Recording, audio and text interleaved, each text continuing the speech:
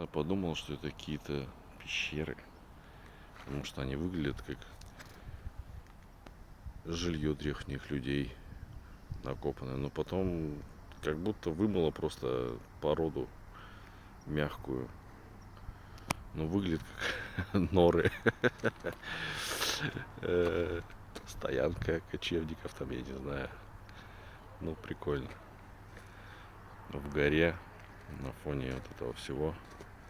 Красоты такой.